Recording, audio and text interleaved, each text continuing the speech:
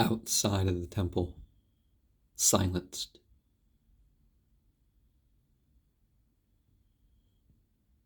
Inside of the temple, got grainy.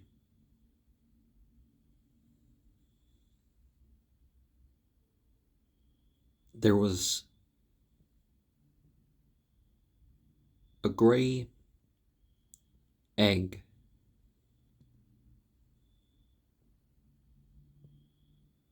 and it was surrounded by a spherical atmosphere of green.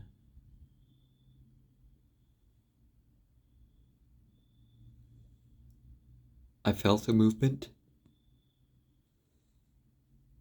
beneath the floor and then upon the west wall.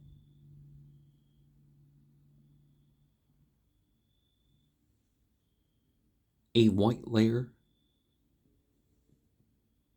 less than a foot thick, shone and descended and rested upon things. It became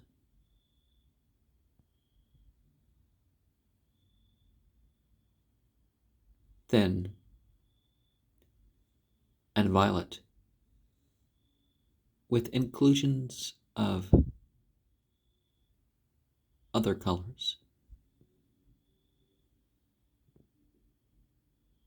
than the violet indigo, just barely visible spectrum.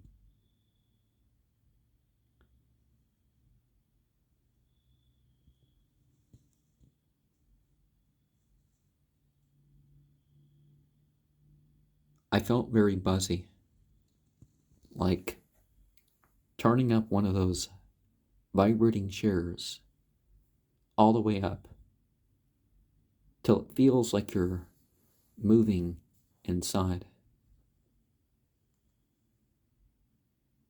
I felt shudders in analgesic flow and warmness beyond the circumstances that I am in. And the last thing that I can say occurred was between me and the mirror. Something blocked the view. It didn't envelop on all sides. It was just in front, from there to there. And, I can't say how high it was, but it completely blocked the view of this weird colored, phosphorescent sort of shape. Let me point out the obvious, that the experience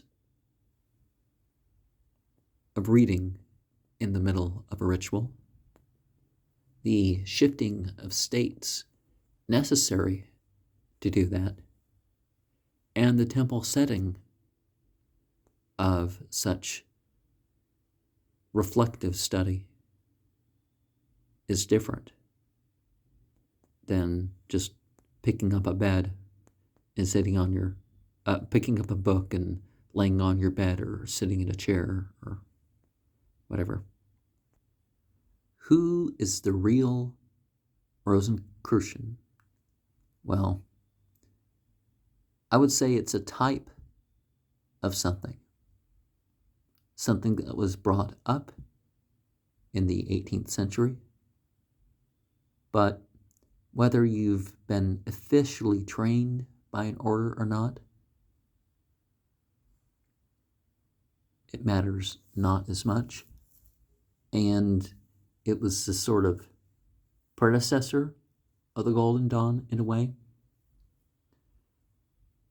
Freemasonry is thought of as fable, but the Golden Dawn and the Rosicrucians went full-on myth, because a fable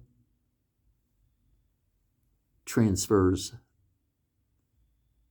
methodology and thought and morals, ethics, that sort of thing. Mythology gives it a more magical, spiritual importance. The Rosicrucians, they provided you with material that you were supposed to study and master along your way through the degrees. It wasn't according to your time in the organization or how you were graded socially by your superiors, like in groups like Eckankar. Eckankar, of course, looks up to the Golden Dawn. Well, not of course, but it is mentioned by Harold Klemp as supposedly there were, some of the leaders connect themselves. There was things going on with the Theosophical Society that, whether there were spiritual experiences or not that classified their things, certainly there was some pseudo-epigraphal sort of stuff. Gardnerian witchcraft and some other forms of witchcraft have been exposed in their manuscript issues. Certainly here, and we get this idea of how to forge, order things like, you can have letters sent in from elsewhere and other such things. There's making the story of your order too complex and that sort of thing. And ultimately, who really cares when it really was set forth? Reworking of old myths and stuff like this, if you're authentic about it and you're authentic about sharing that aspect with the people who are, close in, and maybe it's not a public thing necessarily when you say this stuff, but some of these stories include mention of beings from more ancient mythology or the more modern terms for them, and these terms are put in, okay, so you've been initiated and therefore you have to, you get these titles and you can be exposed to new stuff. The Sufis talk about states and stations. There's certainly more objective stations, and most Sufi orders, they're like, okay, other than being licensed to teach or whatever, they're like, your station, your states. Some of this stuff has commentary, and whether we were talking about Albert Pike's Masonic commentary or something else, one doesn't, necessarily have to get into that for this stuff to be set forth. What you'd call Rosicrucianism tends to be along the lines of the teachings aren't as obvious as in Masonic degrees. Now, I'm not a Freemason, and I can't say that I've ever read any of the rituals, but one gets the idea. I would agree that the charter myth isn't so much of a self-serving sort of idea like in these guru worshipping cults.